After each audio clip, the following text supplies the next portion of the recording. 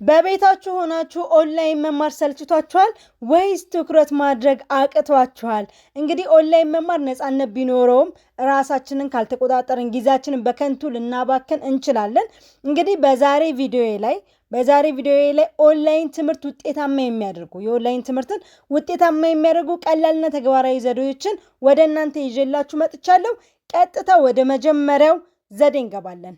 እሺ እንግዲህ የመጀመሪያው ዘዴና መፍትሄ ምንድነው? ለጥናታችሁ ብቻ የተለየ ቦታ ይኑራችሁ። ጥናት ስታጠኑ ለዛ ጥናት ብቻ የተለየ ቦታ አበጁለት። ያ ማለት ምንድነው? ለምሳሌ ስናጠና አልጋ ላይ ተኝተን የምናጠና ከሆነ አይምሮአችን አልጋን የሚያስበው ከእንቅልፍ ጋር ነው። ስለዚህ ወዲያውኑ ሰውነታችን ይዝላል፣ እንቅልፋችንም ሊመጣ ይችላል። ከዛ ይልቅ ምን ማድረግ አለብን? ትንሽም ቢሆን ጠረጴዛ ወንበር ያለው ቦታ፣ ጸጥታ የሰፈነበት ያ ቦታ ለጥናት ብቻ ሲሆን አይምሮአችን ይነቃል፣ አይምሮአችን ይዘጋጃል። አይምሮአችን በራሱ በቃ አሁን ላጠና ነው፣ አሁን የመስሪያ ሰዓቴ ነው ብሎ ራሱን ያዘጋጃል። ስለዚህ ቦታ ወሳኝ ነው። ቦታችሁን በደንብ አስተካክላችሁ ተጠቀሙ። ይሄ የመጀመሪያው ዘዴ ነው። ወደ ሁለተኛው ዘዴ ገብተናል። ሁለተኛው እንደ መደበኛ ትምህርት ቤት መቁጠር። እዚህ ጋር ልብ በሉ።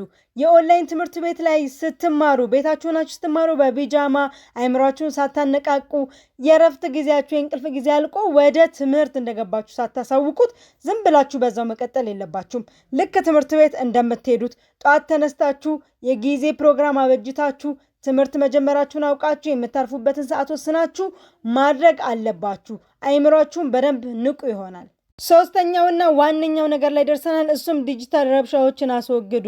ኦንላይን ስንማር ስልክ፣ ላፕቶፕ፣ ሌላ ነገሮችን በጎን መክፈት እጅግ በጣም አይምሮን የሚረብሽ ትኩረት የሚሰርቅ ነገር ነው። በመሰረቱ ስልካችንን በምንነካካበት ጊዜ ወይ ከጎናችን ካስቀመጥ ነው ኖቲፊኬሽኖች ይደርሱናል። አላስፈላጊ የሆነ አይምሮአችን የሚሰርቁ ነገሮች ስለሚገጥሙን ከነዚህ አይነት ነገሮች ማራቅ፣ አርቀን ትምህርታችን ላይ ብቻ ፎከስ ማድረግ መቻል አለብን። ይሄ እጅግ በጣም ወሳኝ ነገር ነው።